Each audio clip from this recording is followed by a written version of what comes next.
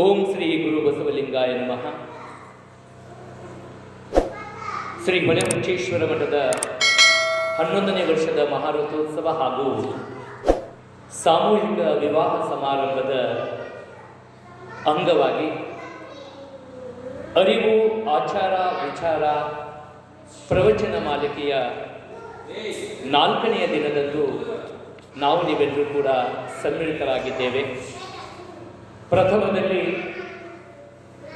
ನಮ್ಮ ನಿಮ್ಮೆಲ್ಲರ ಆರಾಧ್ಯ ದೈವ ಶ್ರೀಮನ್ನಿರಂಜನ ಪ್ರಣವ ಸ್ವರೂಪಿ ಡಾಕ್ಟರ್ ಕೊಟ್ಟೂರು ಮಹಾಸ್ವಾಮಿಗಳು ಕಲ್ಮಠ ಗಂಗಾವತಿ ಪೂಜ್ಯರ ಪಾದಕ್ಕೆ ಹಣೆಮಣೆದು, ಹಾಗೆ ಶ್ರೀಮನ್ನಿರಂಜನ ಪ್ರಣವ ಸ್ವರೂಪಿ ಹೊಳೆಹುಚ್ಚೇಶ್ವರ ಮಹಾಸ್ವಾಮಿಗಳು ಶ್ರೀ ಹೊಳೆಹುಚ್ಚೇಶ್ವರ ಸಂಸ್ಥಾನ ಮಠ ಕಮತಿಗಿ ಕೋಟೆಕಲ್ಲ ಕುಟುಗಣಿಕೇರಿ ಪೂಜ್ಯರ ಪಾದಕ್ಕೆ ಹಣೆಮಣೆದು, ಗ್ರಾಮದ ಸಕಲ ದೈವವನ್ನು ಎನ್ನ ಮನೋಮಂದಿರದಲ್ಲಿ ಧ್ಯಾನಿಸ್ತಾ ಎಲ್ಲ ಶರಣ ಶರಣೆಯರೇ ತಮ್ಮೆಲ್ಲರ ಅಂತರಾತ್ಮದಲ್ಲಿ ಪ್ರಜ್ವಲಿಸುತ್ತಿರುವಂಥ ಆತ್ಮಜ್ಯೋತಿಗೆ ನನ್ನ ಬಾಗಿದ ತಲೆ ಮುಗಿದ ಕೈಗಳ ಮೂಲಕ ಶರಣು ಶರಣಾರ್ಥಿಗಳು. ನಿನ್ನೆಯ ದಿನ ನಾವೆಲ್ಲರೂ ಕೂಡ ಕರ್ಮ ಸಿದ್ಧಾಂತದಲ್ಲಿ ನಮ್ಮ ಕರ್ಮವನ್ನು ಕಾರ್ಯವನ್ನು ಹೇಗೆ ಮಾಡಬೇಕು ಅನ್ನುವಂಥದ್ದನ್ನು ಒಂದಷ್ಟು ವಿಚಾರ ಮಾಡಿದ್ವಿ. 12ನೇ ಶತಮಾನದ ಏನು ಬಸವ ಪರಂಪರೆಯಲ್ಲಿ ವಚನ ಸಾಹಿತ್ಯದಲ್ಲಿ ಈ ಕಾಯಕ ಮತ್ತು ದಾಸೋಹ ಜೀವನದ ಅವಿಭಾಜ್ಯ ಅಂಗ ಅಂತ ಹೇಳಿದ್ದಾರೆ. ಕಾಯಕ ಮತ್ತು ದಾಸೋಹ ಒಂದೇ ನಾಣ್ಯದ 2 ಮುಖ ಇದ್ದಂಗ. ಕಾಯಕ ಬಿಟ್ಟು ದಾಸೋಹ ಇಲ್ಲ, ದಾಸೋಹ ಬಿಟ್ಟು ಕಾಯಕ ಇಲ್ಲ. ಇವತ್ತು ಜೀವ ಜಗತ್ತಿನಲ್ಲಿರುವಂತಹ ಪ್ರತಿಯೊಂದು ಪ್ರಕೃತಿಯ ಪ್ರತಿಯೊಂದು ಚರಾಚರ ವಸ್ತುಗಳು ಕೂಡ ತಮ್ಮದೇ ಆದಂಥ ಕಾಯಕವನ್ನು ಮಾಡ್ತವೆ.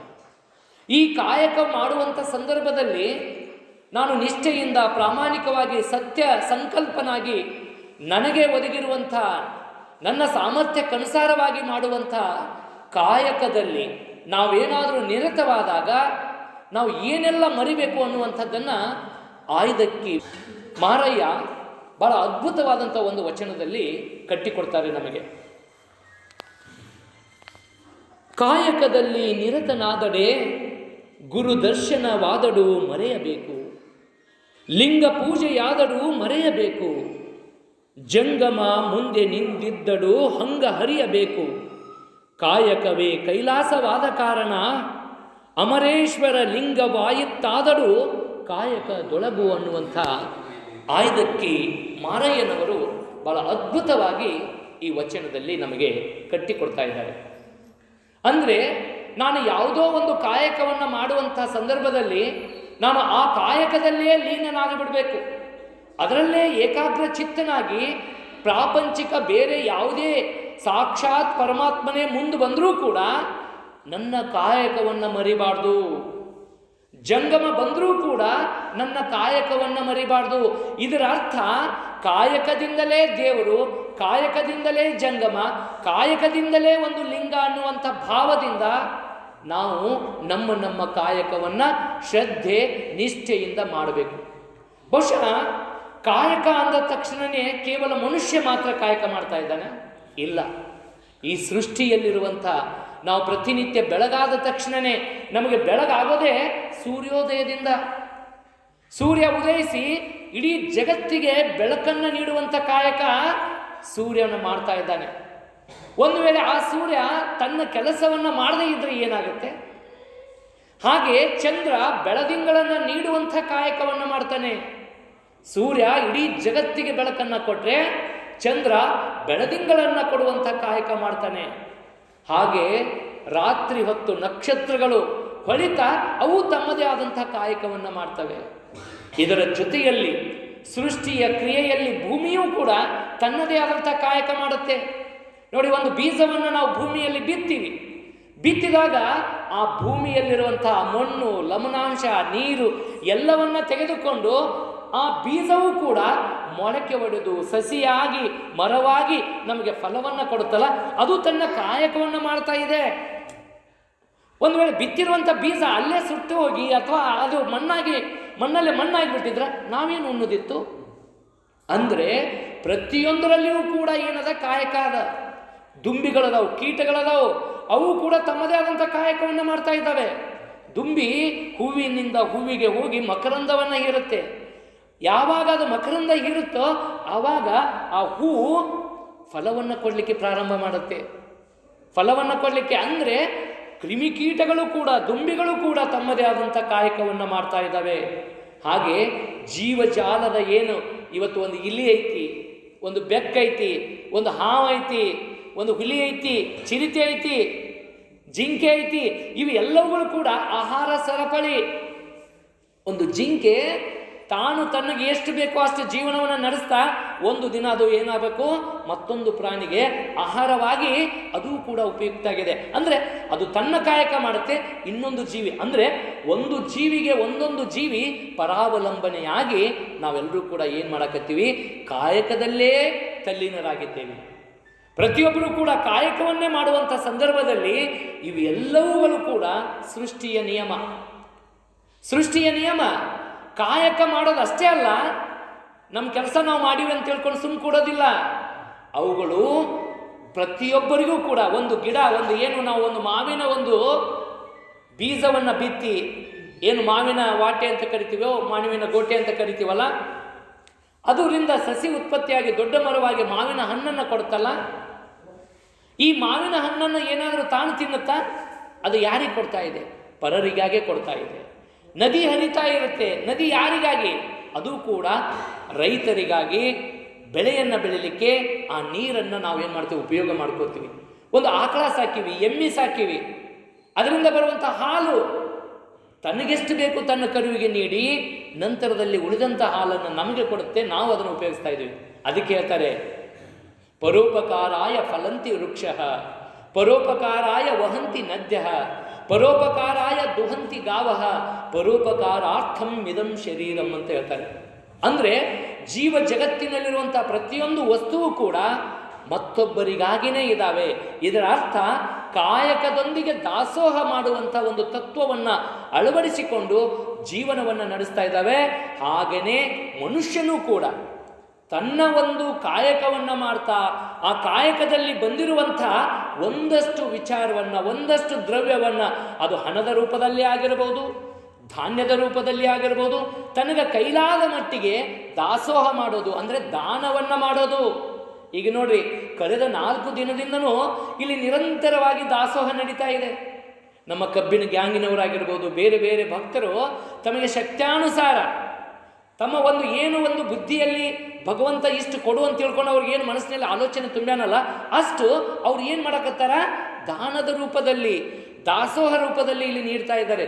ಎಷ್ಟೋ ಭಕ್ತರು ಬೇರೆ ಬೇರೆ ಧನ ನೀಡಿ ಒಂದಷ್ಟು 1000ನೋ 5000ನೋ ಹೀಗೆ ಅವ್ರ ಶಕ್ತ್ಯಾನುಸಾರ ಇಲ್ಲಿ ಏನು ಮಾಡಕತ್ತಾರ, ಇಂಥ ಒಂದು ದಾಸೋಹ ತತ್ವದೊಂದಿಗೆ ಇಲ್ಲಿ ಜಾತ್ರಾ ಮಹೋತ್ಸವವನ್ನು ಮಾಡುವ ಮೂಲಕ ಪ್ರತಿಯೊಬ್ಬರಿಗೂ ಕೂಡ ಕಾಯಕದೊಂದಿಗೆ ದಾಸೋಹ ಇದು ನಿಸರ್ಗದ ತತ್ವ ಆಗೈತಿ, ಅದನ್ನು ಅನುಸರಿಸಬೇಕು ಅನ್ನುವಂಥ ಸಂದೇಶವನ್ನು ಇಂಥ ಎಲ್ಲ ಕಾರ್ಯಕ್ರಮಗಳು ತಿಳಿಸ್ತವೆ.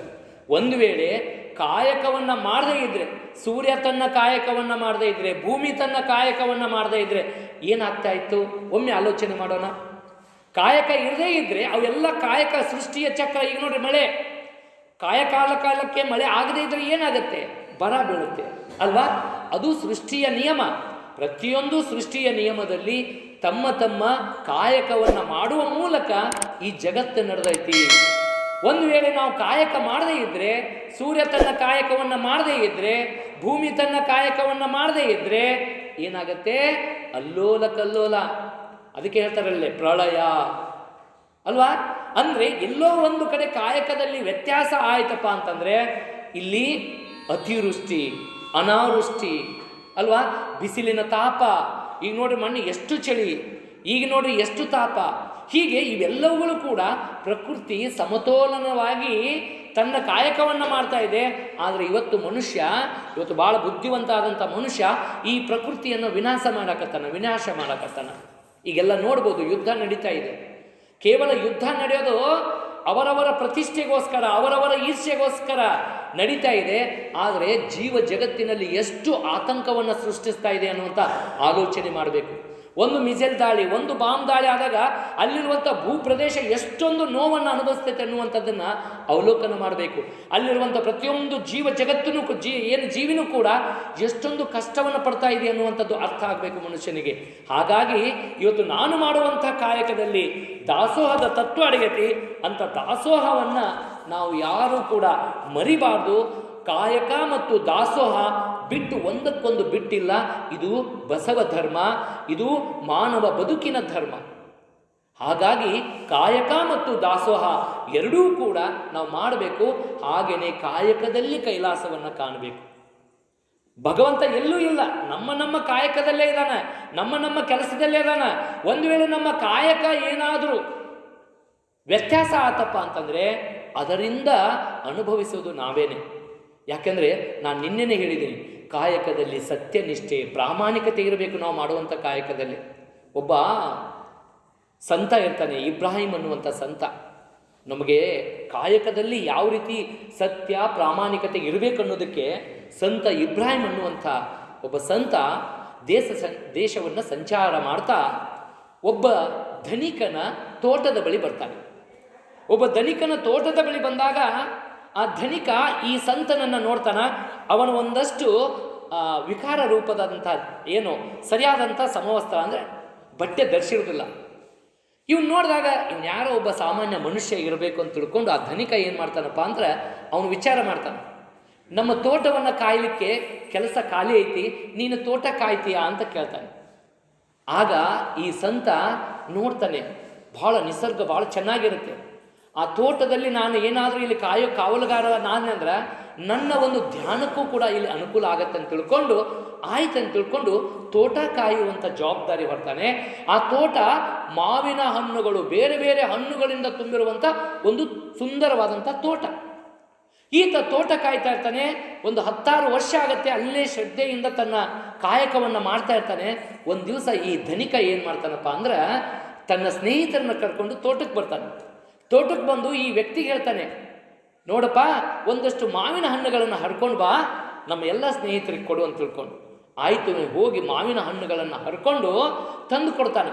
ತಂದು ಕೊಟ್ಟಾಗ ಎಲ್ಲ ಸ್ನೇಹಿತರು ಇವನು ತಿಂತಾನೆ. ಧನಿಕ ತಿಂದಾಗ ಕೆಟ್ಟ ಹುಳಿ ಹಣ್ಣನ್ನು ಆಗ ಈ ಧನಿಕ ಆ ವ್ಯಕ್ತಿಗೆ ಹೇಳ್ತಾನೆ, ಏನು ಕಾವಲು ಮಾಡ್ತಾ ಇದ್ದ, ಏನಪ್ಪ ನೀನು ಎಷ್ಟು ವರ್ಷ ಆಯ್ತು ತೋಟ ಕಾಯಕತ್ತಿ? ಒಂದು ಚಲೋ ಗಿಡದಂದ್ರೆ ಚಲೋ ಗಿಡ ಸಿಹಿಯಾದ ಹಣ್ಣು ಕೊಡ್ತೈತೆ ಅನ್ನೋದು ಗೊತ್ತಿಲ್ಲ, ಹೋಗಿ ಚಲೋ ಗಿಡದಂಗೆ ತೊಗೊಂಬರ್ಬೇಕಿಲ್ಲ, ಸಿಹಿ ಕೊಡುವಂಥದ್ದು ನಿನಗೆ ಗೊತ್ತಾಗೋದಿಲ್ಲ ಅಂತ ತಿಳ್ಕೊಂಡು ಅವನು ಬೈತಾನ. ಆಗ ಈ ಸಂತ ಏನು ಕಾವಲುಕಾರನಾಗಿದ್ನಲ್ಲ, ತೋಟದ ಮಾಲಿ ಕಾವಲು ಕಾಯ್ತಾ ಇದ್ನ, ಅವ ಹೇಳ್ತಾನೆ, ಧನಿಕರೇ, ನೀವು ನನಗೆ ಕೊಟ್ಟಿರುವಂಥ ಕೆಲಸ ಏನು? ಈ ತೋಟವನ್ನು ಕಾಯುವಂಥದ್ದು ಅಷ್ಟೇ ನನ್ನ ಕೆಲಸ. ಈ ಕೆಲಸ ಬಿಟ್ಟು ನಿಮ್ಮ ತೋಟದಂದು ಯಾವ ಗಿಡದಾಗ ಹಣ್ಣು ಇದು ರುಚಿ ಐತೋ, ಸಿಹಿ ಐತೋ, ಕಹಿ ಐತೋ, ಹುಳಿ ಐತೋ ಅಂತ ತಿಳ್ಕೊಂಡು ನಾನು ಏನಾದರೂ ಅದನ್ನು ತಿಂದು ನೋಡಿನಂತ ತಿಳ್ಕೊಂಡಿರೋನು. ಒಂದು ವೇಳೆ ನಾನು ನಿಮ್ಮ ಆಜ್ಞೆ ಇಲ್ಲದೇ ಅದನ್ನು ತಿಂದಿದ್ದೆ ಆದರೆ ಭಗವಂತ ಮೆಚ್ತಾನ? ಇಲ್ಲ. ಈ ತೋಟದಲ್ಲಿ ಯಾವ ಗಿಡದಲ್ಲಿ ಯಾವುದು ಸಿಹಿ ಕೊಡ್ತೈತಿ, ಯಾವುದು ಹುಳಿ ಐತಿ ನನಗೆ ಗೊತ್ತಿಲ್ಲ. ಯಾಕೆ? ನೀವು ಹಚ್ಚಿರುವಂಥ ಕೆಲಸ ಕೇವಲ ತೋಟ ಕಾಯುವುದಷ್ಟ ಐತಿ. ನಾನು ಗಿಡದ ಹಣ್ಣನ್ನು ತಿಂದು ನೋಡಿಲ್ಲ, ಅದಕ್ಕೆ ನನಗೆ ಗೊತ್ತಿಲ್ಲ. ಇಲ್ಲಿ ನಾವು ತಿಳ್ಕೋಬೇಕು. ನೋಡ್ರಿ, ಆತ ಏನು ಮಾಡ್ಯಾನ? ಆ ತೋಟದ ರಕ್ಷಣೆ ಮಾತ್ರ ಮಾಡ್ಯಾನ. ಯಾಕೆ? ಆ ಹಣ್ಣುಗಳನ್ನು ತಿಂದು ಯಾವುದು ರುಚಿ ಐತಿ, ಯಾವುದು ಏನು ಹುಳಿ ಐತಿ ಏನೂ ನೋಡಿಲ್ಲ. ಯಾಕೆ? ನನ್ನದಲ್ಲದ ಕೆಲಸ ಅದು. ನನಗೆ ಧನಿಕ ಕೊಟ್ಟಿರುವಂಥ ಕೆಲಸ ಏನು? ತೋಟ ಕಾಯೋದಷ್ಟೇ. ಹಾಗೆ ಅಂಥ ಒಂದು ಪ್ರಾಮಾಣಿಕತೆಯನ್ನು ಮೆಚ್ಚಿ ಆ ಧನಿಕ ಆನಂತರ ಗೊತ್ತಾಗುತ್ತೆ ಈತ ದೊಡ್ಡ ಸಂತ ಅನ್ನುವಂಥದ್ದು. ಅಂದರೆ ಸಂತನ ರೂಪದ ವಿಚಾರಗಳು ನಮ್ಮ ತಲೆಯಲ್ಲಿ ಬರಬೇಕು. ಇವತ್ತು ಪ್ರಾಮಾಣಿಕತೆ ಅನ್ನುವಂಥದ್ದು ಹೆಂಗಾಗೈತಪ್ಪ ಅಂತಂದ್ರೆ ಎಲ್ಲೂ ಪ್ರಾಮಾಣಿಕತೆ ಐತೋ ಇಲ್ಲ ಅನ್ನುವಂಥ ಮರೀಚಿಕೆ ಆಗೋ ರೀತಿಯಲ್ಲಿ ಇವತ್ತು ನಡೀತಾ ಇದೆ. ಒಮ್ಮೆ ಶಿಕ್ಷಕರು ಪ್ರಾಮಾಣಿಕತೆಯ ಬಗ್ಗೆ ಅಥವಾ ಒಬ್ಬ ರೈತರ ಭಾವನೆ, ಅವ್ರ ಕಷ್ಟ ಯಾವ ರೀತಿ ಪಡ್ತಾ ಇದ್ದಾರೆ ಅನ್ನುವಂಥದ್ದು. ಯಾಕಂದರೆ ಇವತ್ತು ಸಿಟಿಯಲ್ಲಿರುವಂಥ ಮಕ್ಕಳಿಗೆ ಹಾಲು ಎಲ್ಲಿಂದ ಬರುತ್ತೆ ಅಂದರೆ ಅವ್ರು ಏನು ಹೇಳ್ತಾರೆ ಅಂದರೆ ನಂದಿನಿ ಪ್ಯಾಕೆಟಿಂದ ಬರ್ತದೆ ಅಂತ ಹೇಳ್ತಾರೆ. ಯಾಕೆ? ಅವ್ರಿಗೆ ಗೊತ್ತೇ ಇಲ್ಲ, ಹೊರಗಿನ ಜಗತ್ತ ಗೊತ್ತಿಲ್ಲ. ಹಾಲು ಎಲ್ಲಿಂದ ಬರ್ತದೆ ಅಂದ್ರೆ ನಂದಿನಿ ಪ್ಯಾಕೆಟಿಂದ ಬರ್ತದೆ. ಹಿಂಗೆ ಅಂಥ ಒಂದು ಪ್ರತಿಷ್ಠಿತ ದೊಡ್ಡ ಶಾಲೆಯ ಮಕ್ಕಳನ್ನು, ಆ ಬೆಂಗಳೂರಂಥ ನಗರದಲ್ಲಿರುವಂಥ ಮಕ್ಕಳನ್ನು ಅಲ್ಲಿರುವಂಥ ಶಿಕ್ಷಕರು ಒಂದು ಹೊರ ಸಂಚಾರ ಅಂತ ತಿಳ್ಕೊಂಡು, ಟ್ರಿಪ್ ಅಂತ ತಿಳ್ಕೊಂಡು ಒಬ್ಬ ರೈತರ ಏನು ಕಬ್ಬಿನ ಗಾಣ ಇರ್ತೈತಲ್ಲ, ಆ ಕಬ್ಬಿನ ಗಾಣಕ್ಕೆ ಕರ್ಕೊಂಡ್ಬರ್ತಾರೆ. ಕರ್ಕೊಂಡ್ಬಂದಾಗ ನೋಡ್ತಾರ ಅವರು ಮಕ್ಕಳೆಲ್ಲ, ಭಾಳ ಆಶ್ಚರ್ಯ ಆಗತ್ತೆ ಅವ್ರಿಗೆ. ಆ ಎತ್ತಿಗೆ ನೊಗ ಹಾಕಿ ಅದಕ್ಕೆ ಸುತ್ತಲೂ ತಿರುಗುವಂತೆ ಮಾಡಿ ಕಬ್ಬು ಹಾಕಿ ನುರಿಸ್ತಾ ಇರ್ತಾನೆ ರೈತ. ಹಾಗೆಯೇ ಎತ್ತಿನ ಕೊಳ್ಳಾಗ ಒಂದು ಗಂಟೆನೂ ಕೂಡ ಇರುತ್ತೆ. ಆ ಮಕ್ಕಳು ಬಂದಿದ್ರಲ್ಲ, ರೈತನ ಪ್ರಶ್ನೆ ಮಾಡ್ತಾರೆ. ಅವನು ಎಲ್ಲ ಉತ್ತರ ಕೊಡ್ತಾನೆ. ಉತ್ತರ ಕೊಟ್ಟು ಆತ ಏನು ಮಾಡ್ತಾನೆ, ಒಂದಷ್ಟು ವಿಶ್ರಾಂತಿಗಾಗಿ ಒಂದಷ್ಟು ಪ್ರಸಾದವನ್ನು ಸೇವನೆ ಮಾಡ್ಬೇಕಂತೇಳಿ ಹೋದಾಗ ಆ ಎತ್ತು ಏನಾಗಿರ್ತೈತಪ್ಪ ಅಂದ್ರೆ, ಆ ಏನು ಗಾಣವನ್ನು ಸುತ್ತೋದಿರ್ತೈತಲ್ಲ, ಆ ಕಾಯಕದಲ್ಲೇ ಲೀನವಾಗಿರ್ತೈತೆ ಅದು. ಅಲ್ಲಿ ಮಾಲಕ್ಕಿಲ್ಲ, ರೈತ ಇಲ್ಲ ಹಿಂಬಲ್ಲಿ, ತನ್ನ ಕೆಲಸ ಮಾಡಕತ್ತೈತಿ. ಹುಡುಗರಿಗೆ ಭಾಳ ಆಶ್ಚರ್ಯ ಆಗ್ತದೆ. ಭಾಳ ಆಶ್ಚರ್ಯ ಆಗಿ ರೈತನ ಹತ್ರ ಹೋದರು. ಅಬ್ಬಾ ಎಂಥದ್ರಿ ಇದು, ನೀವೇನೂ ಇಲ್ಲ ಅಲ್ಲಿ, ಆದರೂ ಎತ್ತು ಅದು ಕೆಲಸ ಮಾಡಕತ್ತಲ್ಲ, ಅದು ಕೆಲಸ ಮಾಡಕತ್ತ ಇಲ್ಲ ಅನ್ನೋದು ಹೆಂಗೆ ಗೊತ್ತಾಗತ್ತೆ ನಿಮಗಂತ ಕೇಳ್ತಾನೆ. ಆ ಮಕ್ಕಳು ಕೇಳಿದಾಗ ರೈತ ಹೇಳ್ತಾನ, ನೋಡಪ್ಪ, ಎತ್ತು ಭಾಳ ಪ್ರಾಮಾಣಿಕವಾಗಿ ಕೆಲಸ ಮಾಡಕತ್ತೈತಿ, ಅದು ಕೆಲಸ ಮಾಡಕತ್ತ ಇಲ್ಲ ಅನ್ನೋದು ಹೆಂಗೆ ಗೊತ್ತಾಗತ್ತಂದ್ರೆ, ಅದ್ರ ಕೊಳ್ಳ ಗಂಟೆ ಐತಲ್ಲ, ಅದು ಹೆಂಗೆ ನಡೀತಿರ್ತೈತಿ, ಹಂಗೆ ಗಂಟೆ ಸೌಂಡ್ ಕೇಳ್ತಿರ್ತೈತಿ. ಹಾಗಾಗಿ ನಾನೇನು ಆರಾಮಾಗಿ ಆ ಎತ್ತು ತನ್ನ ಕೆಲಸ ಮಾಡಕತ್ತಂತ ನಾನು ತಿಳ್ಕೊತೀನಿ ಅಂತ ಹೇಳ್ತಾನೆ. ಅವಾಗ ಮಕ್ಕಳು ಅಂತಾರೆ, ಹೌದ್ರ್ಯಾ, ಎತ್ತು ಅಕಸ್ಮಾತಾಗಿ ನಿಂತಿತ್ತಂದ್ರೆ ಗಂಟೆ ಸೌಂಡ್ ಕೇಳೋದಿಲ್ಲ, ಹೌದಲ್ಲ? ಇದ್ರ ನಿಮ್ಮ ವಿಚಾರ ಹೌದು. ಹಂಗಾರೆ ಎತ್ತು, ಮಕ್ಕಳು ಹೇಳ್ತಾರೆ, ಒಂದು ವೇಳೆ ಎತ್ತು ನಿಂತಲ್ಲೇನ ಹಿಂಗೆ ಗೋನ್ ಅಳಗಾಡಿಸ್ಕೊಂತ ಗಂಟೆ ಬಾರ್ಸಕತ್ತಿತ್ತಂದ್ರೆ ನೀವು ಅದನ್ನು ನಂಬ್ತೀರಾ? ಎತ್ತು ಕೆಲಸ ಮಾಡಕತ್ತ ನಂಬ್ತೀರಾ ಅಂತ ತಿಳ್ಕೊಂಡು ಪ್ರಶ್ನೆ ಮಾಡಿದಾಗ ರೈತ ಹೇಳ್ತಾನೆ ಆ ಮಕ್ಕಳಿಗೆ, ಇದನ್ನು ನಾವೆಲ್ಲ ತಿಳ್ಕೋಬೇಕು. ಇಂಥ ಕೆಲಸ ಮಾಡೋರು ಯಾರಪ್ಪ ಅಂದ್ರೆ ನಿಮ್ಮಂಥ ಓದಿರುವಂಥವ್ರು, ಬುದ್ಧಿವಂತರು. ನೀವು ಕೆಲಸ ಮಾಡಲಾರ್ದ ಏನು ಮಾಡೋರು, ನೀವು ಗಂಟೆ ಅಳಿಗಾಡಿಸ್ಕೊಂಡು ಕೆಲಸ ಆಗತ್ತೆ ಅಂತ ತಿಳ್ಕೊಂಡು ಮೋಸ ಮಾಡೋರು. ನನ್ನ ಎತ್ತಿಗೆ ಹಿಂಗೆ ಮೋಸ ಮಾಡೋದು ಗೊತ್ತಿಲ್ಲ, ನನ್ನ ಎತ್ತಿಗೆ ನನ್ನ ರೈತನಿಗೆ ಮೋಸ ಮಾಡ್ಬೇಕನ್ನೋದು ಗೊತ್ತಿಲ್ಲ. ತನ್ನ ಕೆಲಸ ಏನೈತೆ ಅದು ಶ್ರದ್ಧೆಯಿಂದ ಮಾಡ್ತೈತಿ. ಅಂಥ ಶ್ರದ್ಧೆ ಇವತ್ತು ಮನುಷ್ಯರಲ್ಲಿ ಬರಬೇಕಾಗೈತಿ. ಅಂಥ ಶ್ರದ್ಧೆ ಮನುಷ್ಯರಲ್ಲಿ ಬರಬೇಕಾಗೈತಿ. ಅಂಥ ಕಾಯಕವನ್ನು ಮಾಡಬೇಕಾಗೈತಿ. ಇವತ್ತು ಕಾಯಕದಲ್ಲಿ ಪ್ರಾಮಾಣಿಕತೆ ಅನ್ನುವಂಥದ್ದು ಮರೀಚಿಕೆ ಆಗೈತಿ. ಹಾಗಾಗಿ ನಮ್ಮ ವಹಿಸಿದ ಕಾಯಕದಲ್ಲಿ ಪ್ರಾಮಾಣಿಕತೆಯಿಂದ ಕೆಲಸವನ್ನು ಮಾಡಬೇಕನ್ನುವಂಥದ್ದನ್ನು ನಾವು ಯಾರೂ ಕೂಡ ಮರಿಬಾರ್ದು. ಹಾಗಾಗಿ ಇವತ್ತು ನಾವು ಕಾಯಕದೊಂದಿಗೆ ಏನು ಭಗವಂತ ನನಗೆ ಕೊಟ್ಟನಲ್ಲ, 100 ರೂಪಾಯಿ ನನಗೆ ಇವತ್ತು ಆದಾಯ ಆಯ್ತಂದ್ರೆ ಅದರಲ್ಲಿ 1 ರೂಪಾಯಿ ಆದ್ರೂ, ಕನಿಷ್ಠ 1 ರೂಪಾಯಿ ಆದ್ರೂ ನಿನ್ನ ಕಾಯಕದ ಶ್ರಮದಿಂದ ಇನ್ನೊಬ್ಬರಿಗೆ ಸಹಾಯ ಮಾಡಬೇಕು. ಯಾವ ರೀತಿ? ಅದು ದಾಸೋಹದ ರೂಪದಲ್ಲಿ ಆಗಿರ್ಬೋದು, ಇನ್ನೊಬ್ಬರಿಗೆ ಆರ್ಥಿಕವಾಗಿ ಅವರು ನಷ್ಟಕ್ಕೆ ಒಳಗಾದಾಗ ಒಂದಷ್ಟು ಕೊಡೋದಿರ್ಬೋದು. ಹೀಗೆ ತನು ಮನ ಧನದ ಒಂದು ಸಹಾಯ ಮಾಡೋದು. ಈಗ ಇಲ್ಲೆಲ್ಲ ನೋಡ್ತಾ ಇದ್ದೀರಿ, ಜಾತ್ರಾ ಮಹೋತ್ಸವದಲ್ಲಿ ಎಷ್ಟೋ ಜನ ತಮ್ಮ ಉದ್ಯೋಗ ಬಿಟ್ಟು, ತಮ್ಮ ಒಂದು ಎಲ್ಲ ಉದ್ಯೋಗವನ್ನು ಬಿಟ್ಟು ಇಲ್ಲಿ ಮಠದ ಸೇವೆಯನ್ನು ಮಾಡ್ತಾ ಇದ್ದಾರೆ. ಈ ಮಠದ ಸೇವೆ ಅನ್ನುವಂಥದ್ದು ಏನಪ್ಪ ಅಂದರೆ ತನುವಿನ ಸೇವೆ. ಈಗ ಇಲ್ಲಿ ಬಂದು ಕುರ್ಚಿ ಹಾಕೋದು ನೋಡ್ರಿ, ಅಲ್ಲಿದ್ದು ಇಲ್ಲಿ ತಂದಿಡೋದು, ಬ್ಯಾನರ್ ಕಟ್ಟೋದು, ಇವೆಲ್ಲ ಇದು ಕೂಡ ದಾಸೋಹನೇ. ಹಾಗೆ ಮನವನ್ನು ಈಗ ನೋಡ್ರಿ, ಮನಸ್ಸು ಕೂಡ ದಾಸೋಹ. ಹೆಂಗೆ? ಈಗೇನೋ ಒಂದು ಒಳ್ಳೆ ಕೆಲಸ ಮಾಡಕತ್ತಾರ ಕುಟುಂಬಕೇರಿಯಾಗ, 11 ವರ್ಷ ಆಯ್ತು ಜಾತ್ರಾ ಮಾಡಕತ್ತಾರ. ನಮ್ಮದು ಒಂದು ಏನಿರಲಿ, ಇದಕ್ಕೆ ಅವ್ರು ಮಾಡಕತ್ತಾರಲ್ಲ, ಅವ್ರು ಮಾಡಲಿ, ನಾನು ಸುಮ್ಮನೆ ಇದ್ದು ಬಿಡೋದು. ಹೋಗಲಿ, ನನಗೂ ಏನಾರು ಮಾಡ್ಬೇಕಂತ ಮನಸ್ಸು ಬಂತಂದ್ರೆ ನಾನು ಒಟ್ಟು ಮಾಡೋದು. ಅದನ್ನು ಬಿಟ್ಟು ಕೆಲಸ ಮಾಡೋರು ಕಾಲು ಜಗ್ಗೋದು, ಅಥವಾ ಅವ್ರು ಹಿಂಗ್ಯಾಕೆ ಮಾಡಿದ್ರಿ, ಹಂಗ್ಯಾಕೆ ಮಾಡಿದ್ರಿ, ಅದು ಏನು ಇದು ಏನು ಅಂತ ತಿಳ್ಕೊಂಡು ಪ್ರಶ್ನೆ ಮಾಡಿ ಮಾಡುವಂಥ ಮನಸ್ಸುಗಳಿಗೂ ಕೂಡ ಏನು ಮಾಡ್ತಾರಪ್ಪ ಅಂತಂದ್ರೆ, ಹೋಗ್ಲಿ ಬಿಡಪ್ಪ ನಮ್ಗೆ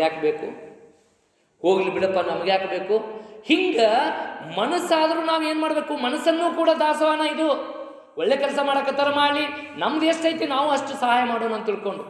ಇನ್ನು ಧನ ಸಹಾಯ ಅನ್ನುವಂಥದ್ದು ಏನೈತಲ್ಲ, ಇದು ಯಾರ್ಯಾರು ಸ್ಥಿತಿವಂತರದಾರ.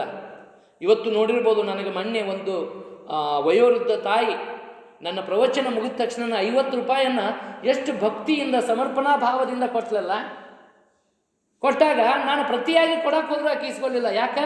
ಇದು ದಾಸೋಹಕ್ಕೆ ಹೋಗಬೇಕು, ಇದು ಸೇವೆ ಇದು ಅಂತ ತಿಳ್ಕೊಂಡು ಅಂಥ ಒಂದು ಪ್ರಾಂಜಲ ಮನಸ್ಸಿನಿಂದ ನಮಗೆ ಎಷ್ಟು ಶಕ್ತ್ಯಾನುಸಾರ. ಅದಕ್ಕೆ ಮೊಹಮ್ಮದ್ ಪೈಗಂಬರ್ ಹೇಳ್ತಾರೆ, ನೀನು ಬಡವನಾಗುವಂಗೆ ದಾನ ಮಾಡಕ್ಕೆ ಹೋಗಬೇಡ, ದಾನ ಮಾಡಬೇಕು ಹೋಗಬೇಡ.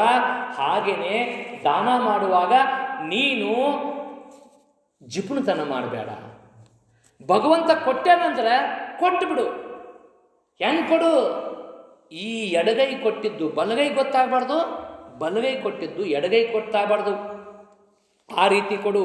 ಅದಕ್ಕೆ ಹೇಳ್ತಾರೆ ಬಸವಣ್ಣನವರು ಒಂದು ವಚನದಲ್ಲಿ, ಮಾಡಿ ಮಾಡಿ ಕೆಟ್ಟರೂ ಮನವಿಲ್ಲದೆ, ನೀಡಿ ನೀಡಿ ಕೆಟ್ಟರೂ ನಿಜವಿಲ್ಲದೆ, ಮಾಡಿದೆನೆಂಬುದು ಮನದಲ್ಲಿ ಹೊಳೆದರೆ, ನೀಡಿದೆನೆಂಬುದು ನಿಜದಲ್ಲಿ ತಿಳಿದರೆ, ಏಡಿಸಿ ಕಾಡಿತ್ತು ಶಿವನ ಡಂಗುರ, ಏಡಿಸಿ ಕಾಡಿತ್ತು ಶಿವನ ಡಂಗುರ, ಮಾಡಿದೆ ಎನ್ನದಿರಾ, ಮಾಡಿದೆ ಎನ್ನದಿರಾ ಲಿಂಗಕ್ಕೆ, ನೀಡಿದೆ ಎನ್ನದಿರಾ ಜಂಗಮಕ್ಕೆ, ಮಾಡುವ ನೀಡುವ ನಿಜಗುಣ ಉಳ್ಳವರ, ಮಾಡುವ ನೀಡುವ ನಿಜಗುಣ ಉಳ್ಳವರ, ಕೂಡಿಕೊಂಡಿಪ್ಪ ನಮ್ಮ ಕೂಡಲ ಸಂಗಯ್ಯ, ಕೂಡಿಕೊಂಡಿಪ್ಪ ನಮ್ಮ ಕೂಡಲ ಸಂಗಯ್ಯ. ಎಷ್ಟು ಅದ್ಭುತ!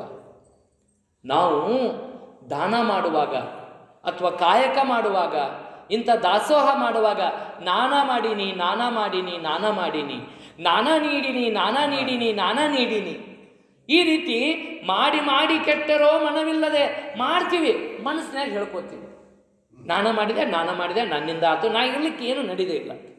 ಈ ರೀತಿ ಅನ್ಬೇಡ್ರಿ, ಮಾಡ್ರಿ. ನಾನು ಮೊನ್ನೆನೇ ಹೇಳಿದೆ, 2ನೇ ದಿನ ಮಾಡು ಮಾಡು ಮಾಡು, ನೋಡು ನೋಡು ನೋಡು, ಕೇಳು ಕೇಳು ಕೇಳು, ನೀಡು ನೀಡು ನೀಡು. ಇಷ್ಟೇ ಜೀವನದ ಸತ್ವ, ಜೀವನದ ಒಂದು ಸಿದ್ಧಾಂತ ಅಥವಾ ಸುಖ ಜೀವನಕ್ಕೆ ರಹದಾರಿ ಇಲ್ಲೇ ಅದ.